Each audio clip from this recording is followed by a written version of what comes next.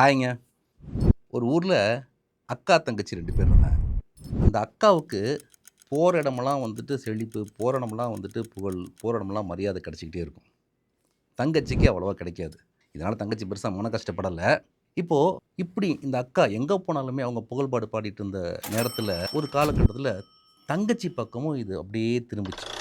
திடீர்னு பார்த்தா தங்கச்சி எல்லாருமே புகழ்பாட ஆரம்பிச்சுட்டாங்க. தங்கச்சியோட மதிப்பு வந்து கூடிட்டே இருந்துச்சு. ஆனா அக்காவுக்கு தெரியும். நான் எப்பவுமே மாஸ் தான். என்னுடைய கௌரவம் எப்பவுமே ஒரு இடத்துல இருக்கு. இந்த அக்கா யாருன்னு கேட்டிங்கன்னா, தங்கம். இந்த தங்கச்சி யாருன்னு கேட்டிங்கன்னா, வெள்ளி. காலைல நியூஸ் பார்த்தேன். போன வருஷம் வெள்ளியோட விலை வந்துட்டு 1 கிலோ ரூ. 70,000 இப்போ ரூ. 2,50,000 கிட்டத்தட்ட 3 மடங்குக்கு மேல போயிடுச்சுல்ல.